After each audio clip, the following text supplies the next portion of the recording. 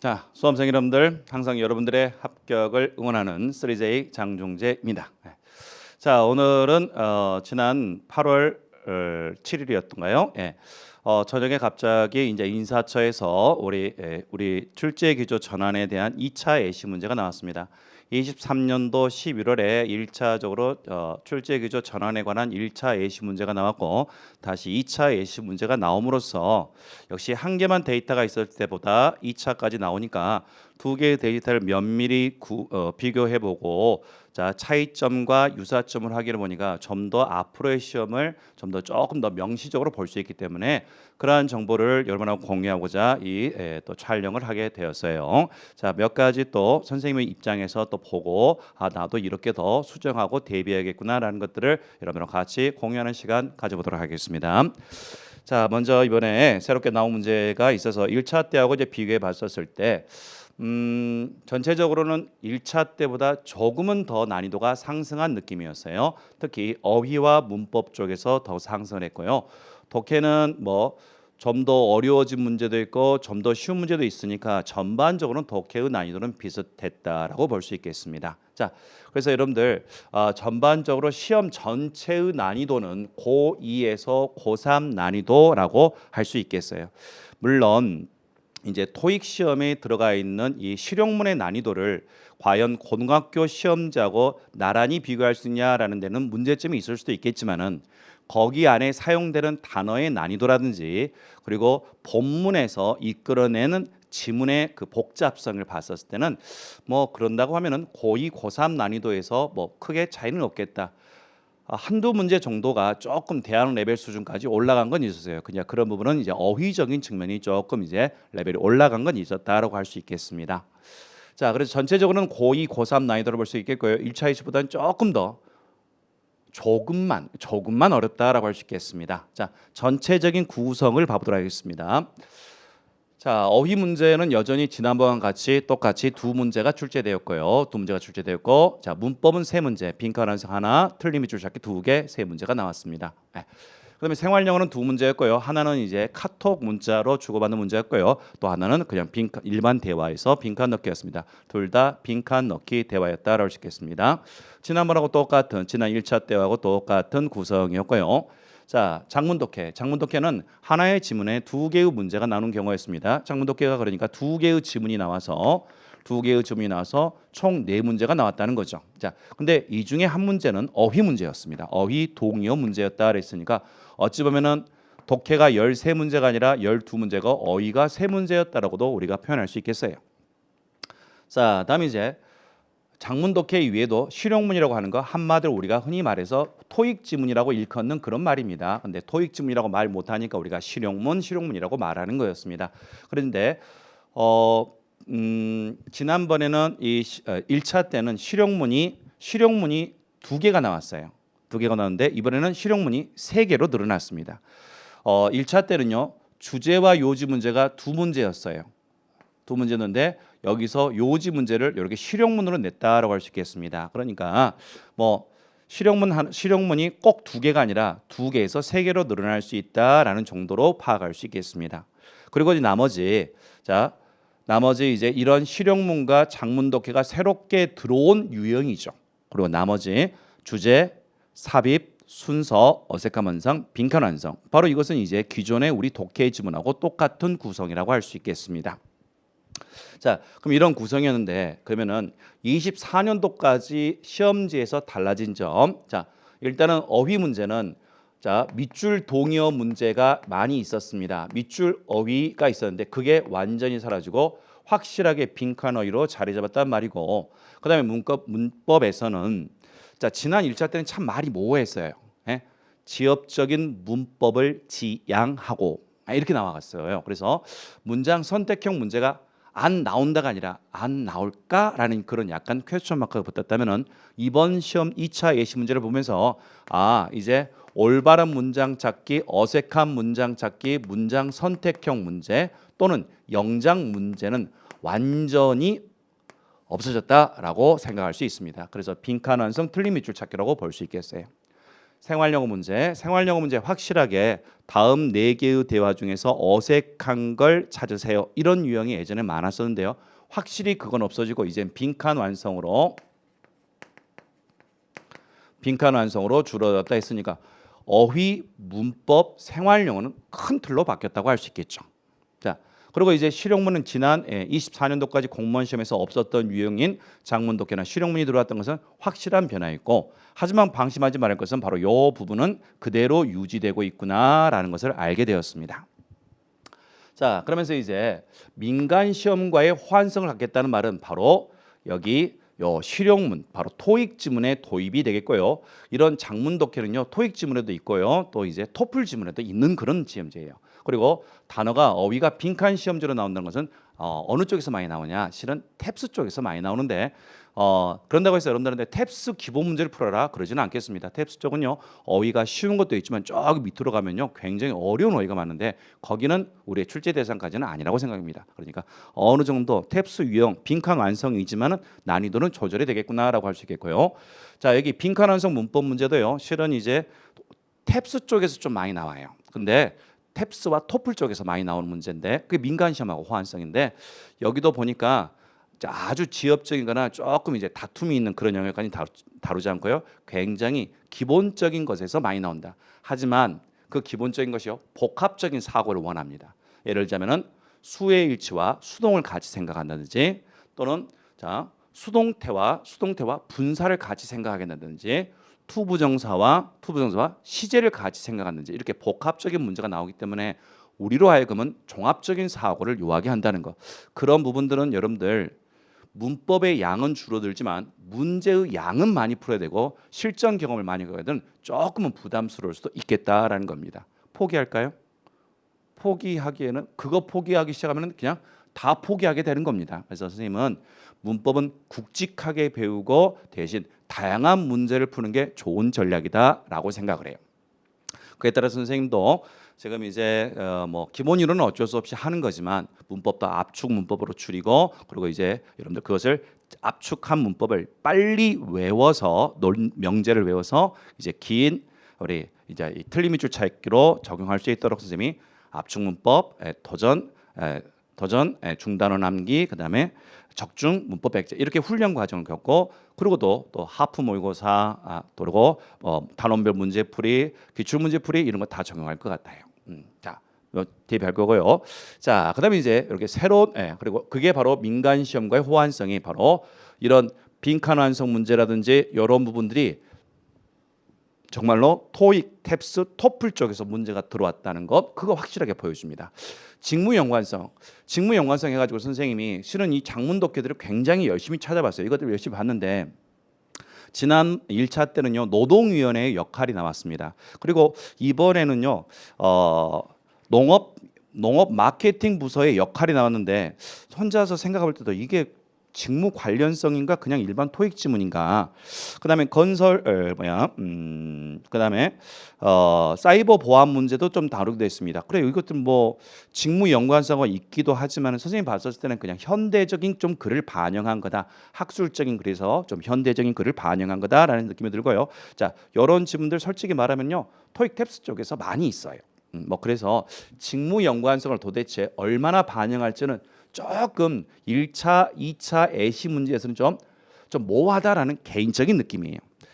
뭐 노동위원회의 역할이라든지, 자, 뭐 농업 마케팅 사무소의 역할, 이게 좀 우리나라 부서는 아니라서 자, 그런 부분들은 조금 선생님도 모호하다. 여하튼 그래도 지문에 또 뭐 질병관리국의 역할도 있었습니다. 뭐 그런다는 것은 독해의 소재를 찾을 때 정부 관련 기구들의 어떤 기본적인 역할에 대한 영어 지문이 나올 수 있다라고 생각됩니다. 뭐 그런 것들이야 독해 내용의 선정이니까 선생님이 해야 될 일이고, 여러분들이 그것 때문에 교재 선택에 어려움을 가질 필요는 없다. 그냥 선생님들이 나눠주는 자료 잘 독해하면은 충분히 대응될 거라고 생각이 됩니다. 저도 그에 따라서 실용문, 그다음에 토익 지문에 대한 이런 준비들은 지금 많이 하고 있고, 좀 지금 현재 대량 생산이 가능한 수준까지 좀 올라가고 있어요. 네. 자, 오케이. 그러면서 선생님이 이렇게 기조 전환에서 인사자에서 멘트로 적한 두 개의 이 표현들 좀 나름대로 분석해 봤습니다. 어휘문법 덕에 전 방금 영역별로 조금 말해줬습니다. 그런데 여기서 선생님이 주의할 점이 딱 있더라고. 딱 느낌이 들어오는 게 뭐냐면은 우리 수험생들이 앞으로 그래요. 독해가 많이 나온 거 맞아요. 그래서 이제 그리고 또 뭐가 들어옵니까? 실용문이 딱 새롭게 들어오니까 새로운 것에 대한 준비가 들어오는 거 맞아요. 그런데 여러분들 제가 봤었을 때는 요 지문들의 요 실용문이요. 여러분들이 조금 연습하고 앞으로 6개월간 연습을 기간이 있다면은요. 빠르게 적응할 수도 있고요. 영어 고수들은요. 패턴을 금방 알게 됩니다. 그런데 중요한 건 여러분들 실질적인 변별력을 주는 문제는요. 바로 여기 5개하고 자, 우리 수험생들이 괴로워하는 여기 5개가 실질 이 10문제가 실질적인 변별력을 준다라고 생각을 해요. 새로운 유형 그래요. 생활영어, 장문 독해, 실용문 얘네들이 지문의 길이가 길게 보이지만요. 실은 여러분들 선생님 글자 수 다 세봤어요. 150글자를 안 넘어가요. 근데 이게 간격이 크게 있어서 길게 보일 뿐이지 정보의 내용은 더 길지 않습니다. 하지만 이쪽은요. 짧게 보이지만 글씨가 촘촘하고요. 촘촘하게 빽빽하게 빈칸 없이 쓰여졌고요. 제목도 없이. 그리고 여러분들 여기 글들은요. 중간에 학술적인 것들이 조금 들어가더라고. 그래서 이런 부분들 여기에 이제 우리가 과거에 있었던 수능 독해들 아닙니까? 여러분들 제일 싫어하는 논리 추론과 빈칸 추론이었기 때문에 실질적으로 선생님이 주의점에서 말씀드리고 싶은 것은 새로운 유형이 여러분의 변별력을 주는 게 아니라 여러분들이 제일 싫어하는 어휘 문법과 논리 추론 문제가 바로 이 10문제가 우리에게 실질적인 변별력을 줄 것 같다. 오히려 생활 영어나 여기에 있는 이쪽 정도에 있는 요 문제들은 그냥 타임킬러, 시간만 잡아먹는 역할만 할 거예요. 그래서 앞으로의 공부의 대비는 바로 여기에 대한 부분들을 절대 게을리하면 안 된다. 항상 그래요. 사람이 새 것에 집중하다 보면은 기존의 중요한 것에서 놓치면 안 되겠다라는 것이 전달 사항의 핵심이었습니다. 자, 마무리해 볼까요? 자, 그래요. 앞으로 어휘, 문법 게을리하지 말아라. 그다음에 독해 여기 기존의 문제 게을리하지 말아라. 그리고 새로운 유형의 자료들은 여러분들이 토익책 따로 보려 하지 말고 선생님들이 나눠주는 자료만 보더라도 충분히 대응할 수 있을 거다라는 게 선생님의 결론이었습니다. 자료의 개발과 문제의 개발은 선생님의 몫이고 여러분들은 기존의 공부를 잘 흘러가기만 하면 되겠다라고 하는 거예요.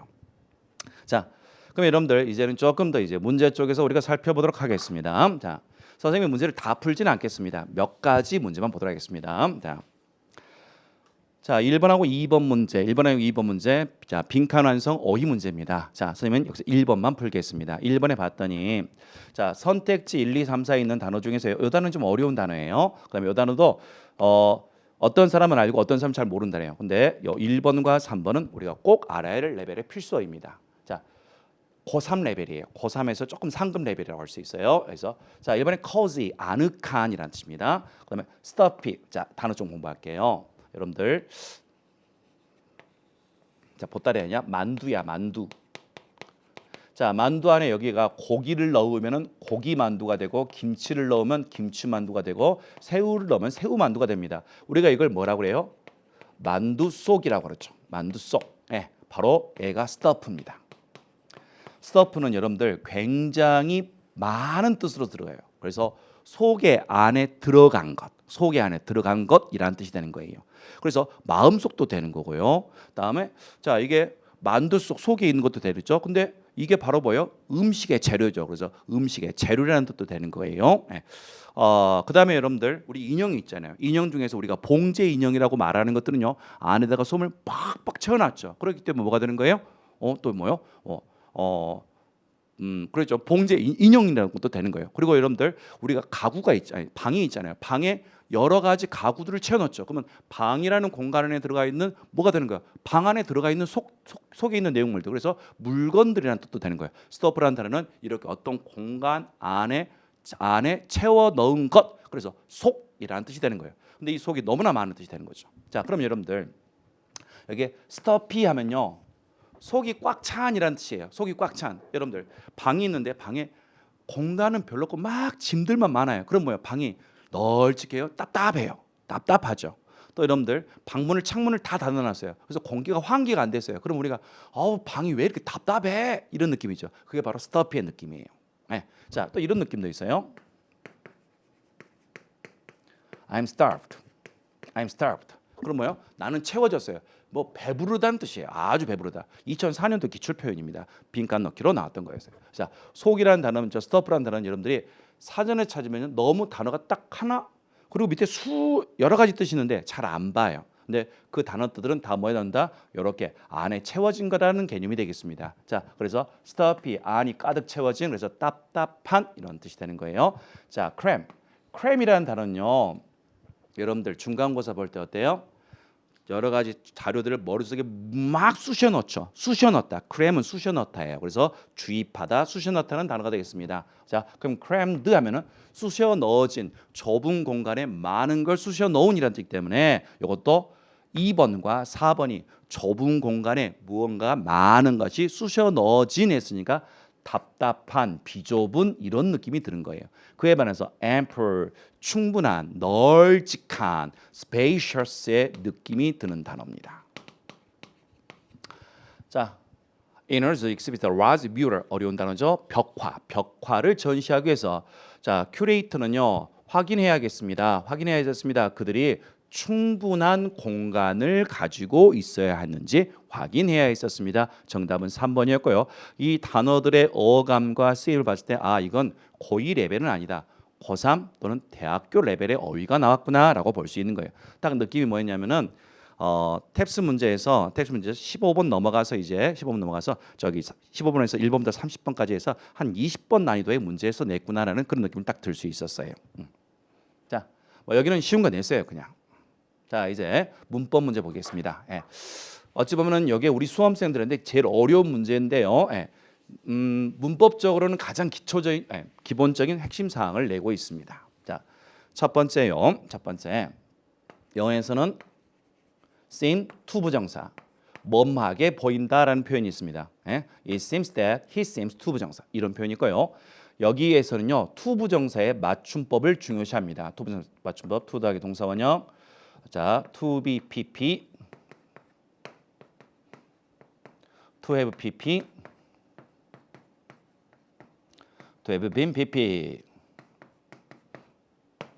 그래서요 이 문제를 출제한 사람의 출제자의 의도는 첫 번째 당신은 seem 투부정사의 어감을 알고 있습니까? 그리고 당신은 투부정사의 맞춤법의 정확한 활용법을 알고 있습니까? 능동수동, 동일 시점, 주절과 동일 시점, 주절보다 먼저 한 시점 이렇게 되는 거였습니다. 이렇게 됐죠. 자, 출제자는 이 의도를 가졌어요. 하지만 이 문제는 난이도가 이거보다 더 높습니다. 첫 번째 체크 포인트는요. 자, 이거 외에 자, contribute to였습니다. contribute to 자, 뭐뭇에 기여하다. 뭐뭇에 기여하다는 뜻인데요. 여기가 부정적인 것이 나오면요. 좋은 것이 나오면은 뭐뭇에 기여하다, 공헌하다지만 여기가 부정적인 거 나왔으면 뭐뭇을 초래하다라고 해석합니다. 오케이? 자, 그리고 이제 또 어려운 점이 뭐냐면은 자, 보통 이렇게 TFPP, TFPP는 주절보다 앞선 시점이죠. 그러면 이 문제를 내기 위해서는 보통 이렇게 투부정사 나와 있으면은 여기다가 시간 부사어를 써주는 게 일반적입니다. 시간 부사어. 전에, 이전에라는 걸 써주는 게 일반적인 문제예요. 그런데 이 출제자는요. 그걸 안 했어요. 어디서 냈냐? 그 부분을 바로 이걸로 내버렸습니다. may have pp 뭐뭐 했었을지도 모른다. 자, 인구 과잉이 큰 역할을 했었을지도 모른다. 이전에 옛날에 이런 일을 했었을지도 모른다 해서 과거의 시점을 내버렸던 거예요. 그러니까 시간 부사가 없이 너 푸는 사람은 뭐요? 해석으로 추론해라라고 했기 때문에 이 문제가 조금 난이도가 어렵게 냈구나라고 하는 거죠. 물론 훈련 받은 사람은 잘하겠지만은 그러지 않은 사람들은 뭐 어쩌란 말이야 이렇게 되겠죠. 자, 그다음에 또 이 문제를 봤었을 때 너무나 많은 exploitation. 자, 어휘. 우리 수험생들이 exploitation 이걸 보면은 보통 수험생들이 착취라고 해요. 아니야. 얘가 자 노동력이 나오면은 노동 착취가 되겠죠. 아동 착지, 노동 착지가 되지만 얘는 자원이 나오면요. 자원 개발이라고 하는 거예요. 왜 이게 같은 뜻이냐? 우리가 지구에게서 자원을 가지고 오는 것은 지구에게 아무것도 안 해주고 자원만 가지고 오는 거예요. 근데 그것을 인간 중심적 표현하면은 자원 개발이라고 하지만 지구한테 보면은 지구에게서는 뭐 하는 거예요? 자원을 빼앗기는, 지구로부터 자원을 착취하는 꼴이 되는 거예요. 그래서 이렇게 좀 익스플로이테이션이 두 가지 뜻이 있는 거예요. 자, 그래서 너무나 많은 개발이지만 착취죠. 개발, 열대 생태계에 대한 너무나 많은 개발은 착취는 콤마 건너뛰고 seem 보입니다. 뭐뭐 했던 것으로 보입니다. 붕괴를 초래했었던 것으로 보입니다. 인구 과잉이 중요한 역할을 했었을지도 모른다 해서 과거 시점이 여기서 나온 거였기 때문에 정답이 3번이 됨을 나왔는데 느낌적으로 이 문제를 풀 수도 있겠지만은 내가 보면서 이건 출제자의 마음을 알겠어요. 출제자는 이걸 냈지만은 이 문제 바탕에 있는 이 배경들은요, 이런 논리가 따로 숨어 있었다는 것이 토플에서 냈구나. 어디 쪽에서 위쪽이 아니라 뒤쪽에서 냈구나는 걸 좀 느꼈던 그런 부분이었어요. 그래서 이거 얼마든지 좀 난이도가 올라갈 수도 있겠다는 것을 절실히 느낄 수 있었어요. 얘가 아니라 이 문장의 디자인에서 우리가 추리하는 근거들을 찾는다는 점에서 가도록 왔습니다. 자, 다음 보도록 하겠습니다. 자, 다음. 자, 이게 4번 문법은요. 4번은 전형적인 스타일을 냈어요. 자, 선생님이 지금 뭐 앞에서부터 쭉 푸는 게 아니니까 빨리 가보도록 하겠습니다. 자, 국제기구 designed 만들어진 뭐 하기 위해서 평화를 유지하기 위해서 만들어진 국제기구는요. must have power 권력을 가지고 있어야 됩니다. not only not merely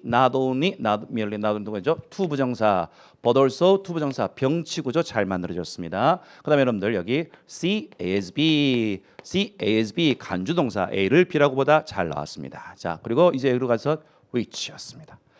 자, 훈련된 수험생들은 아죠. which는 누구랑 싸운다. 그렇죠. 전치사 플러스 which랑 싸운다라는 기분이 되겠죠. 그러면 which 다음에는 뭐가 빠져 있고 명사가 빠져 있고 전사 which 다음에는 뭐가 빠져 있다? 전명구가 빠져 있다 했습니다. 자, 전쟁이 avoides였습니다. 피하게 되어집니다. 자, 여기 뒤에 넣을 말이 여기 국제사회란 말이 있습니다. 국제사회. 자, 전쟁이 회피되게 됩니다. 자, 국제사회 international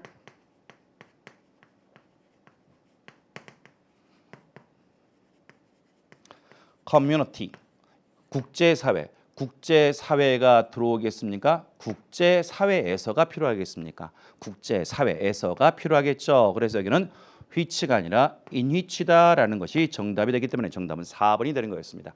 자, 훈련된 수험생이라면은 바로 이제 which는 전사 플러스 which 또는 where와 구별점을 갖는다라는 아주 전형적인 틀림이 줄 찾기의 대표적인 케이스를 냈다라고 할 수 있겠습니다. 그런데 여기 안에 쓰인 단어들을 보니까 거의 난이도가 아니구나. 분명히 얘는 토익은 이거보다 좀 짧아요. 그래서 토플 난이도에서 내고 있구나라고 있었습니다. 자, 문장은 조금 토플보다는 조금 문장을 좀 쉽게 쉬운 단어로 바꿔준 느낌이에요. 근데 not only가 아니라 not merely가 나온 것은 확실히 우리가 이른바 민간 시험에서 출제했던 스타일을 느꼈던 그런 부분이었습니다. 자, 이제 5번 보도록 하겠습니다. 자, 5번. 우리 수험생들이 제일 많이 틀린 문제 중에 하나입니다. 4번하고 5번. 3번하고 5번. 자, 수험생들이 뭘 모르니까 1번을 많이 선택합니다. 머릿속에 arrive at만 있거든. arrive at만 있는 거 아니에요. 전치사 arrive at 말고도 arrive in도 얼마든지 쓸 수 있는 거예요. 근데 그걸 모르잖아요. 그러니까 모르니까 다른 데서 특이점을 찾지 못하니까 내 머릿속에서 나 arrive at을 본 것 같아. 이걸 선택해서 쓰면은 이게 함정에 걸리는 거예요. arrive at 어디에 도착하다, arrive in 어디에 도착하다 똑같이 쓸 수 있습니다. at을 쓰면은 좀 더 좁은 범위를 가리키는 거, in을 쓰면요 좀 넓은 범위를 가리킬 수 있는 거예요. 얼마든지 상황은 바뀔 수 있습니다. 우리는 디지털 세상에 도달했다. 디지털 세상을 작은 범위로 보면 at이 되겠고요. 그냥 큰 범위로 보면 얼마든지 in이 나올 수 있는 거였습니다. 자, 그러면은 체크 포인트는 어디가 되냐? 새롭고 변화된 사업 모델들이 여러분들 emerge. 자, emerge라는 단어는 뭐요? 등장하다입니다. 떠오르다, 등장하다. emerging society, emerging nation, emerging 이렇습니다. emerge, 떠오르다. 암기법, 내가 낚시를 하고 있는데 여기 물속에서 뭐가 뽕 떠올라. 이게 뭐지? emerge? 네. 자, 우리 암기법도 그렇게 했었죠? 네, 재미없네요. 자, emerge라는 단어가 있었네요. 이거 서울시에서 한번 나온 적 있습니다. 예, 등장하다요. 일용식 동사예요. 일용식 동사입니다. 누구의 동요야? appear의 동요입니다. 여러분들 appear 무슨 특성을 가지고 있어요? 수동태 불가의 특성을 가지고 있습니다. 따라서 are emerged가 아니라 그냥 emerge 되는 거였습니다. 그럼 이것을 왜 선생님이 어려운 문제를 하려면은 저게 수동태 불가 동사의 빈출 수동태 불가 동사가 있잖아요. 거기 범위에 있는 게 아니에요. 조금 단어 자체가 까다롭기 때문에 수동태 불가 동사가 아니라 한참 아래쪽에 있는 거라서 수동태 불가 동사 그 쉽고 많이 나온 것 중에서 한참 아래에 있는 까다로운 걸 냈구나라고 했기 때문에 이 문제는 난이도가 높다라고 하는 거예요. 자, 그러면 이런 것들도 보면서 이런 체계를 그러면은 토플에서도 까다로운 단어까지 들어가야 되나라는 좀 생각을 하게 되는 그런 분야였습니다. 자, 이때 선생님이 해주고 싶은 말, 그런다고 해서 문법을 여러분들 아주 깊은 것까지 하는 건 절대 아니에요. 이런 것들은 문제 풀면서 만나는 영역이다라고 말씀 조언드리고 싶어요. 항상 문법은 간략하게 배우고 문제를 다양하게 푼다. 그러면서 실전 경험이 쌓아지면서 여러분들이 새롭고 처음 본 것에 대해서 응용력을 갖도록 해야지 문법을 배울 때부터 모든 저는 이머지가 수동태 불가까지 외우는 건 너무 힘들어요. 네. 여러분들 여기 expire가 있습니다. expire 소멸하다, 만기가 되다. 소멸하다, 소멸되다. 자, 여러분들 얘가 뭐예요? disappear예요. disappear. 그러니까 얘도 뭐예요? 자동사예요. 수동태 안 되는 거예요. 근데 이걸 수동태 불가 동사에서 외우는 건 아니에요. 자, 그냥 문제 풀다가 경험적으로 출제하는 거예요. 자, 그런 부분 봤을 때 조금은 어려웠겠구나라는 생각 들었습니다. 자, 문장의 난이도는 고3 난이도라고 할 수 있겠습니다. 자, 6번까지 했고요. 자, 그다음에 이제 생활 영어 6번과 7번 문제가 있는데 6번 문제는 실은 여러분들 카톡인데 선생님이 그림까지 표현하기 힘들어서 그냥 이렇게만 해봤습니다. 어차피 대화로서는 똑같고요. 어렵지 않고 그냥 방을 예약하는 그런 구조였습니다. 호텔 방에서 방을 회의실을 예약하는 그런 거기 때문에 어렵지 않다. 통과하도록 하겠습니다. 자, 다음에 이제 여러분들 7번 문제였습니다. 7번 문제는 이제 뭐냐면은 자전거 공유 프로그램을 시에서 운영하고 그 시에서 운영했을 때 어떻게 사용할 것인가에 대한 물음이었습니다. 자, 그거 어떻게 작동해? 어떻게 그 서비스를 사용할 수 있지? 그거 쉬워. 삐리리리리. 복잡하게 들리지 않구나라고 하는 거였습니다. 그래서 사용법을 알려주는 거였는데, 자, 요 문제에서 선생님 딱 보면서요, 2번을 선택한 사람들이 몇몇 있더라고요. 정답은 3번입니다. 자, 일단은 쉽다고 하니까 just 뭐만 하면 돼라고 했는데 just랑 같은 어감이 나왔어요. apply for 신청합니다. permit. 야, 이걸 모르면 안 되지. permit 허락하다는 동사가 명사로 쓰였기 때문에요. 허가서, 허가, park 아니 자전거를 주차할 허가서를 신청만 하면 돼. 지금 여러분들 이것은 자전거 주차에 관한 개념이 아니라 공용 자전거 이용 프로그램이었습니다. 그러니까 2번이 적합한 것이 아니라 다운로드해 자전거 공유 어플, 우리가 흔히 어플이라고 하죠. 어플을 다운받아서 온라인으로 돈만 내면 돼라고 하는 거였습니다. 저도 따릉이 프로그램 몇 개 사용해 봤거든요. 돈만 내면 됩니다. 안 싸더라고. 의외로 비싸더라고. 자, 여하튼 그거였습니다. 정답 3번이 되는 거였습니다. 이렇게 생활 영어도요. 그럴싸한 함정이 나올 때 힘들어요. 항상. 자, 그랬고요. 자, 이제부터 작문 독해의 세상으로 들어가도록 하겠습니다. 자, 독해를 다 풀지는 않겠습니다. 자, 독해가 이제 8번, 9번의 작문 독해. 자, 농업 마케팅 사무소의 임무와 비전과 핵심 가치가 나왔고요. 그다음에 블라블라블라 나와 있고요. 10번과 11번에서는요. 자, 우리 강을 살립시다. 실은 여기 위에가 그림 하나 있었습니다. 아주 조악한 그림 하나 있었는데요. 그런 거 선생님이 빼버렸습니다. 그래서 자, 글 제목 호수를 살립시다라고 하는 그런 거였어요. 자, 8번, 9번, 10번, 11번 두 개 다 여러분들 단어의 개수 선생님 또 세어봤어요. 단어에 봤을 때니 다 한 140에서 160단어 이내니까 뭐 대충 150단어 내외입니다. 장문 독해가 150단어에서 나왔다는 것은요, 여러분들 지문 길게 낸 거 아니에요. 법원집 같은 경우는 하나의 단어, 하나의 독해 지문이 200단어까지 가는 경우도 많은데 뭐 이것은 뭐 길게 낸 거 전혀 아닙니다. 길게 보이는 이유는 빈칸이 띄엄띄엄 있어서 그런 것뿐이에요. 자, 그래서 절대 긴 지문은 아니었어요. 근데 그게 장문 독해 나오니까 땡큐죠. 선생님들 이거 참조하고요. 알았어. 나 지금부터 장문 독해 절대 200단어까지 안 갈 거야. 제일 길게 내봐야지 160단어로 내겠다라는 그런 저의 전략도 쓰게 되더라고요. 고맙죠. 절대 독해 지문 길지 않은 거 걱정하지 마시고요. 자, 그다음에 8번, 9번, 10번, 11번 중에서요. 10번, 11번은 너무 쉬워요.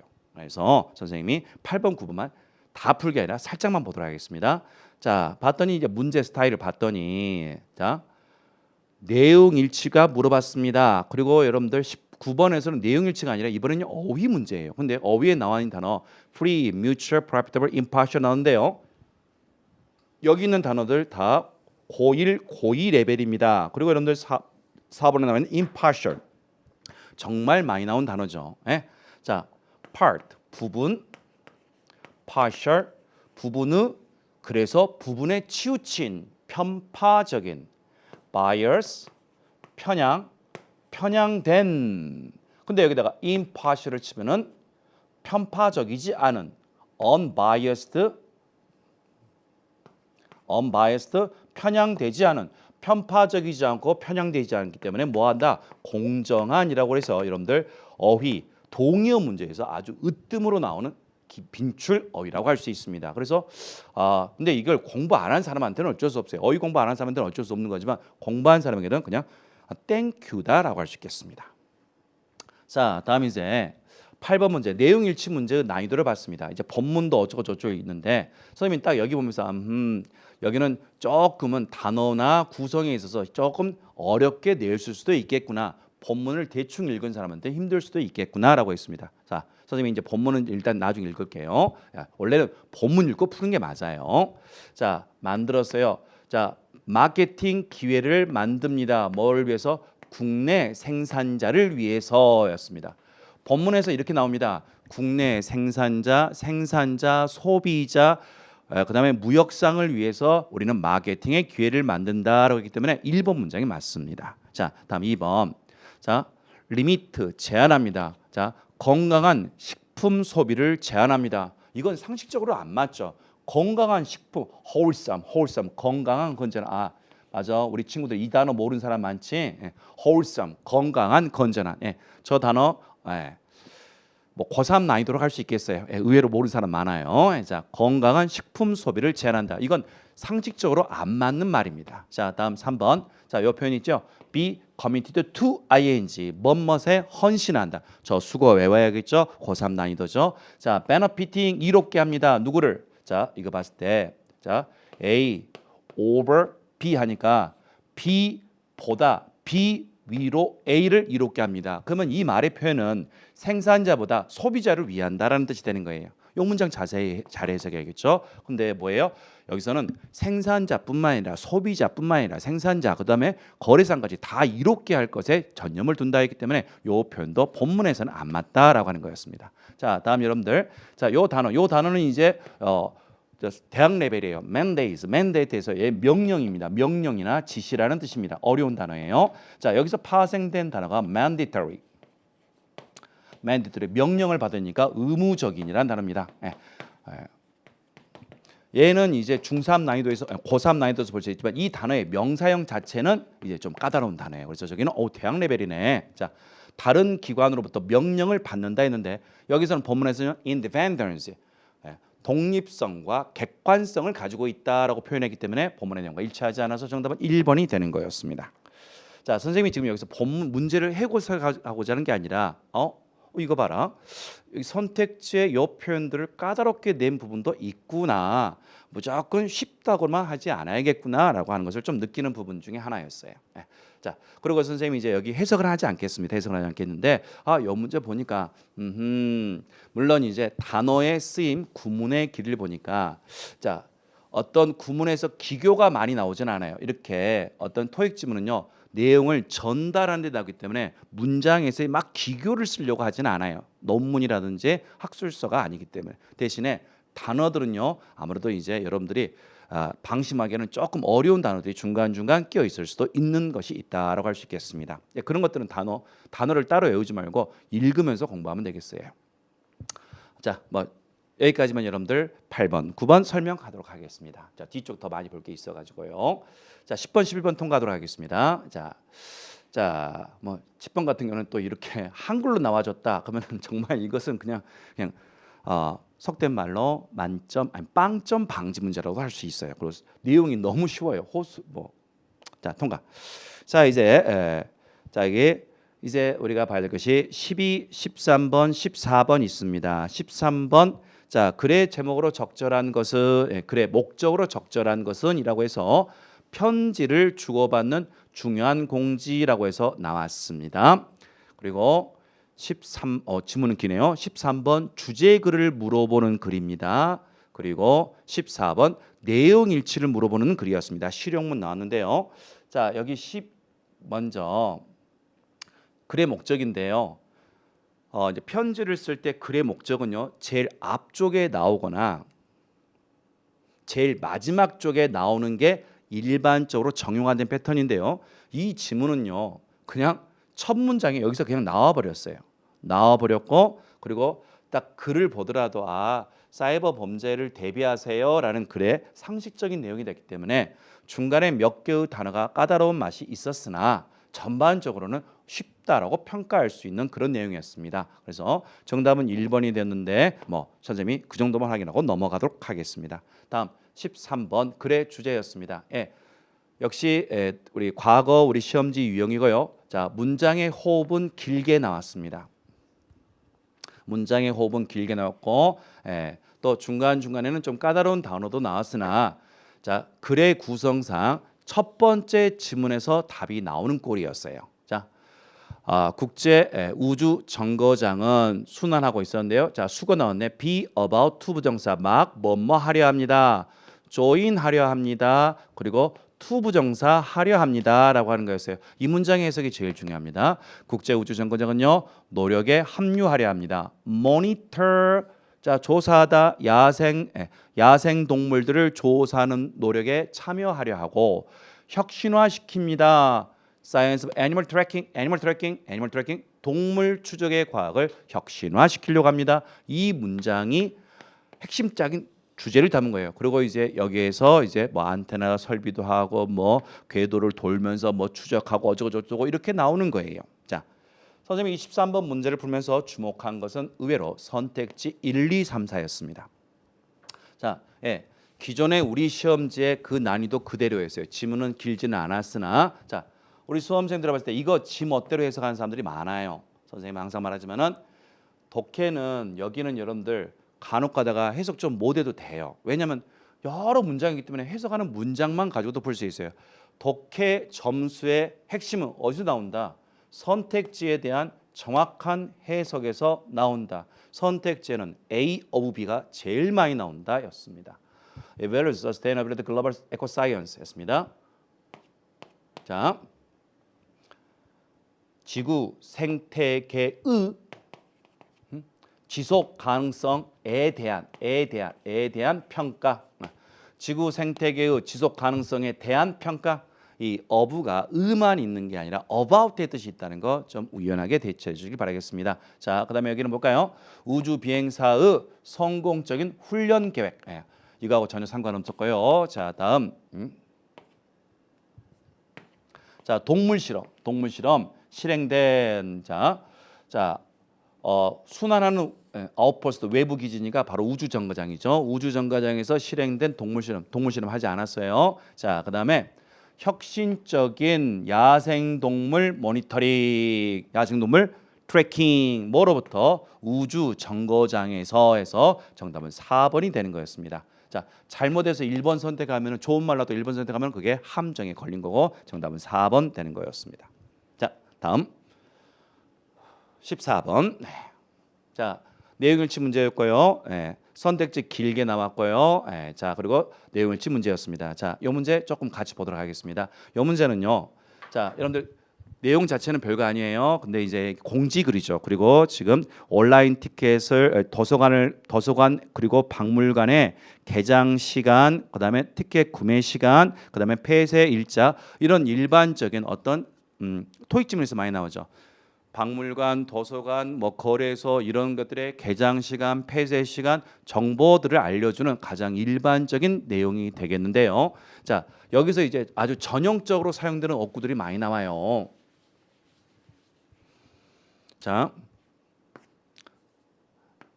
7시에 문을 오픈 7시가 아니라 7 days a week였습니다. 자, 7 days a week 했으니까 일주일에 7일 연다고 그랬어요. 주말도 연다는 정보가 나왔네요.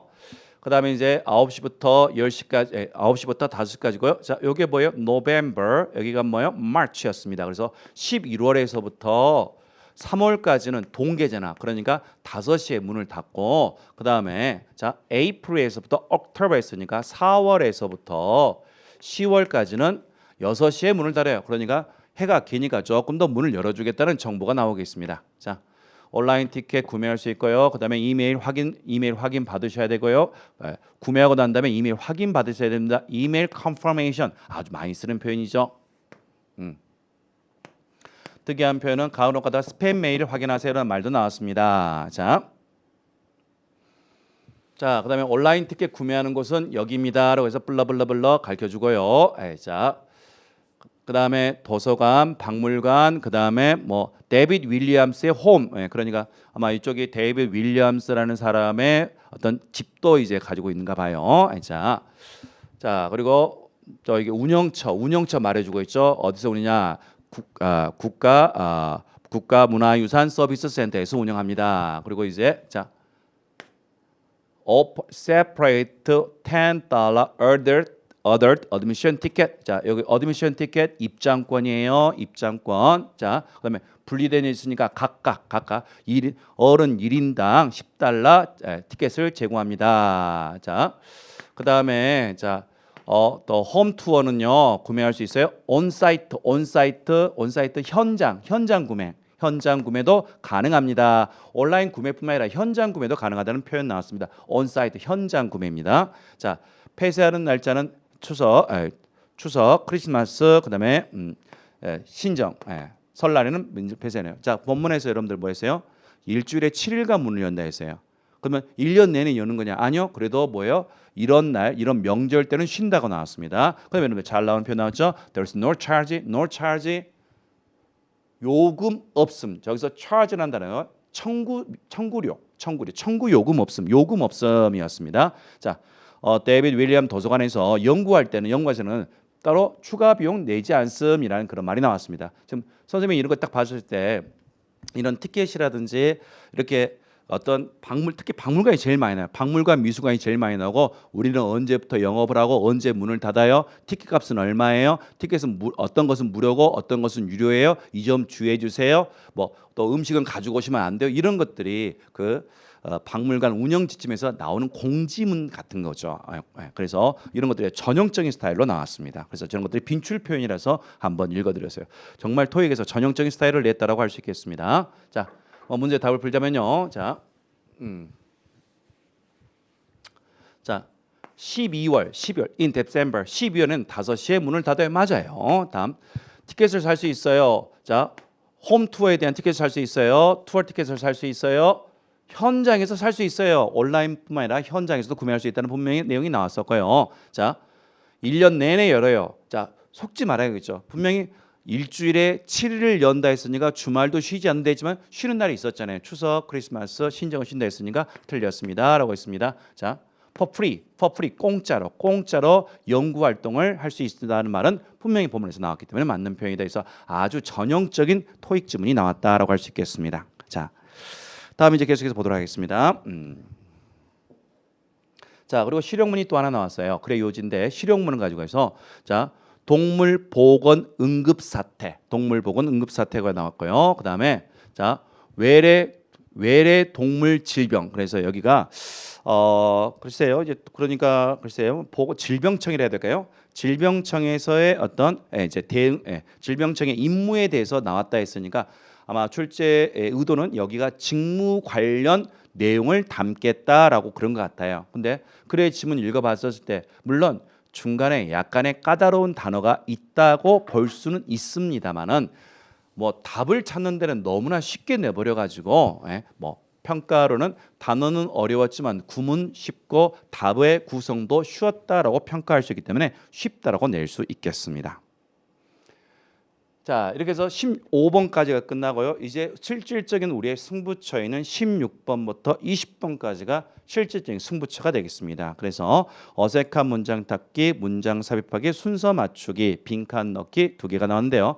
선생님이 물론 이거 다 풀지는 않겠습니다. 다 풀지는 않겠고, 자 16번 어색한 문장 찾기인데요.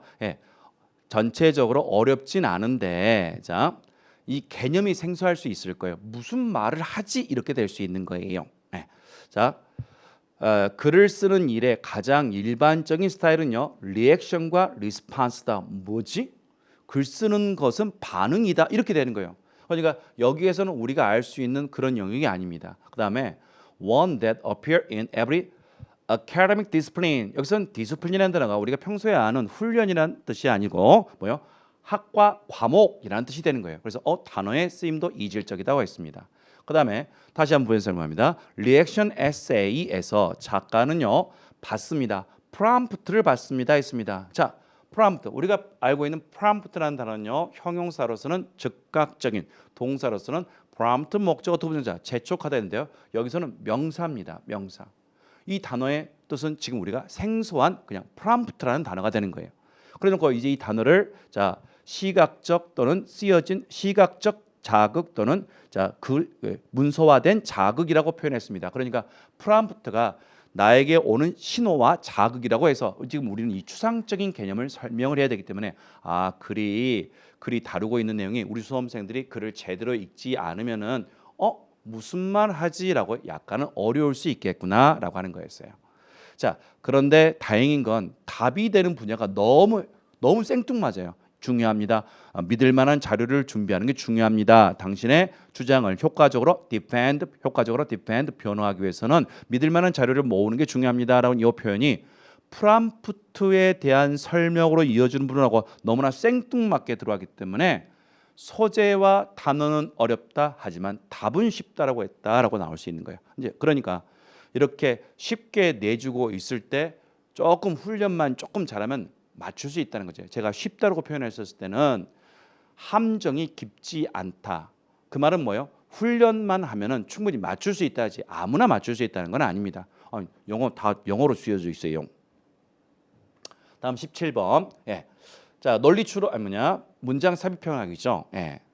일단 이 글은요. 액티비즘, 행동주의. 자, 행동주의 아는 사람도 있겠고 모르는 사람들이 태반이죠. 행동주의에 대한 글이었는데요. 자, 여기서 이제 봐주는 것이 for some 어떤 사람에게 액티비즘은 자 이론적으로나 또는 이념적으로 자 초점을 잡힌 프로젝트입니다. intended 의도된 effect perceived need 뭘 초래하냐 어떤 욕구를 초래하는 정치적 사회적 변화를 욕구를 초래하는 액티비즘이 바로 어떤 프로젝트이다, 활동이다, 계획이다라고 할 수 있겠습니다. 자, 여기는 액티비즘에 대해서 여하튼 순기능에 대해서 이야기하고 있습니다. 조금 추상적이죠.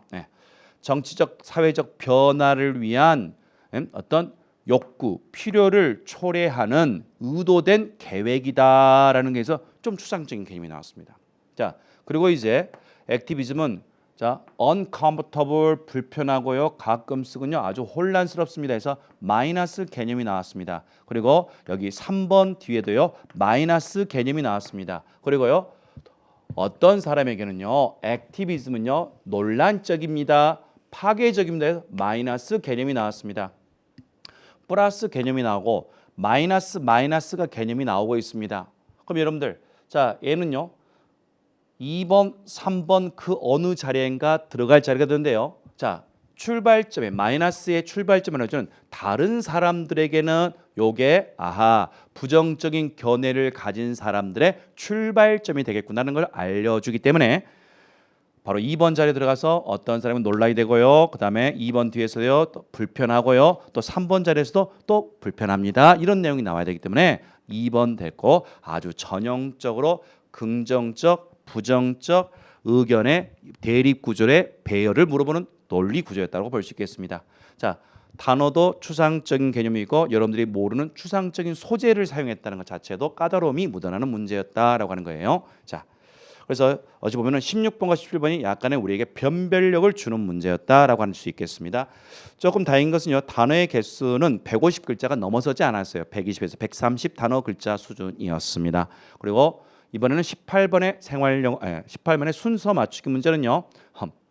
쉬웠습니다. 그냥 요리하는 과정이었습니다. 쉬웠습니다. 난이도 이 정도면 그냥 고2 난이도의 순서 맞추기 문제였다고 할 수 있겠습니다. 자, 다음 19번과 20번이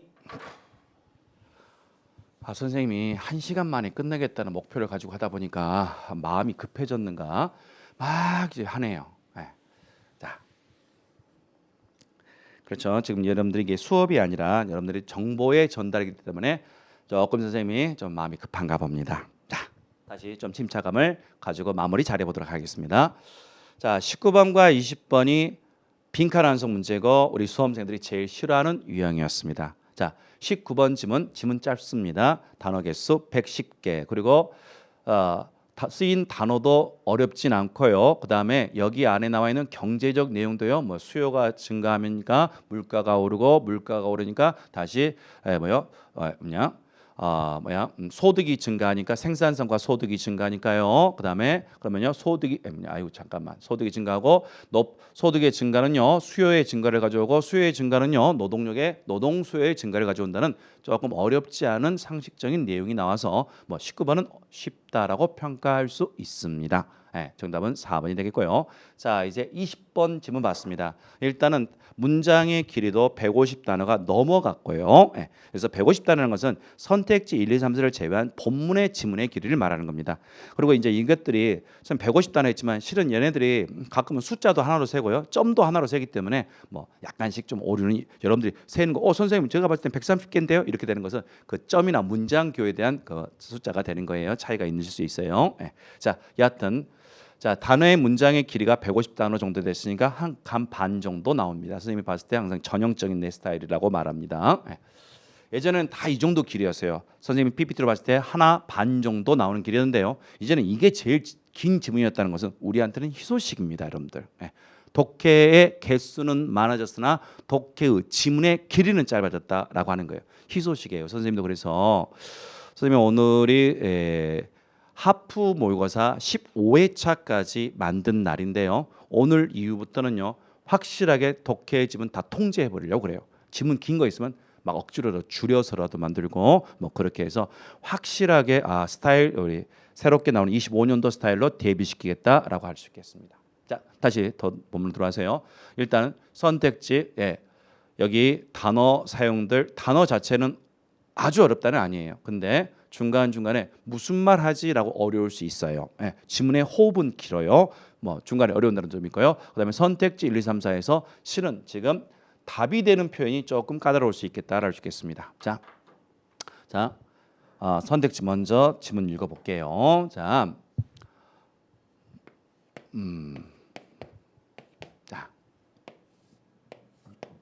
주어는 동사한다. 콤마 위치 그리고 그것은 taking 하면서 이렇게 구성이 됩니다. 기름에 대한 대체제는 없다. 기름을 대신할 수 있는 건 없다. 그리고 그것은 이유이다. 그리고 여기 주어 동사가 나옵니다. 그래서 주어가 동사는 이유이다 했습니다. 기름을 대체할 수 있는 대체제는 없어. 그래서 그것이 기름이 뭐만 이유이다라고 하는 겁니다. 그리고 taking 하면서 taking along with it. 자, 기름이 뭘 함께 가지고 와? 세계 경제와 함께 데리고 가면서라는 뜻이 되겠습니다. 그러니까 기름은 세계 경제와 함께 한다라는 뉘앙스가 나왔습니다. 이제 이게 세계 경제의 흐름과 기름은 함께 한다. 기름값은 함께 한다 이런 뉘앙스가 벌써 나온 거예요.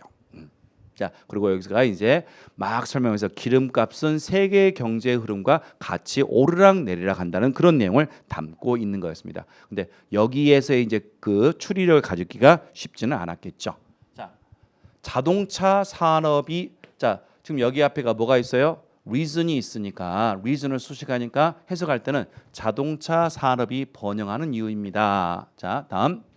자, 이 기름이 만들어냅니다. 자, 국경선 또는 경계선 사이에서의 파괴, 혼란을 만들어내는 이유입니다. 자, 다음 3번. 자, 요 수거 외우고 있어야죠. be prone to 뭐뭇에 취약하다. boom, 붐을 일으켰어요. 호황. 그다음에 여러분들 burst. 요 단어는 어려운 단어예요. 요 단어는 원래는 가슴이라는 뜻이에요. 근데 얘가 이제 경제 속어로서 boom, 호황, burst에서 이게 불황이에요. 근데 이게 일반 표현이 아니라 경제 속어예요. 보통은 불마켓, 그다음에 베어마켓 이렇게 하는 건데 조금 이건 경제 지면을 읽은 사람만 알 수 있어요. 그래서 왜 이걸 이 단어를 썼지라는 그런 느낌이 드는 부분이었습니다. 자, 여하튼 취약합니다. 호황과 불황에 취약합니다라는 거예요. 이 단어 알고 푸는 게 아니에요. 얘는 찍는 거지. 그래서 자. 세계 경제와 함께한다는 것은 기름값은 뭐요? 호황과 불황이 있다면 기름값이 오르락 내리락 한다라고 했으니까 여기가 세계 경제를 말하죠. 거기에 취약하다라는 수고를 알고 있어야 된다라고 하는 거였습니다. 정답은 3번이 되는 거였어요. 자, 또 본문 한번 잠깐만 보면은요.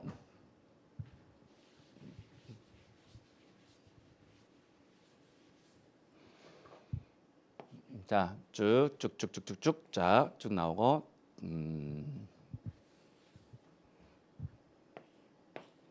자, while, 콤마가 아니라 여기까지 끌고 가더래요. 그래서 자, while, 뭐만은 반면에 oil은 남아 있습니다. 기름은 남아 있습니다. 자, 지배적인 연료로 남아 있습니다. 그러니까 기름의 대체제는 없다.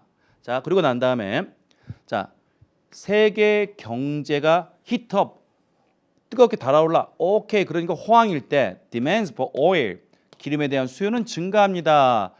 그래서 뭐 하는 거예요? 부스팅 하면서 자, 끌어올리면서 기름 가격을 끌어올리면서 했습니다. 그래서 여기서 지문에서 세계 경제의 흐름과 기름 가격이 함께 출렁거린다라는 것을 말해주고 있습니다. 자, 블러블러블러블러 또 내려가고요. 자, 그것은 또 간혹가다가 그것이 또 생산자에게는 나쁠 수도 있습니다. 이제 뭐요?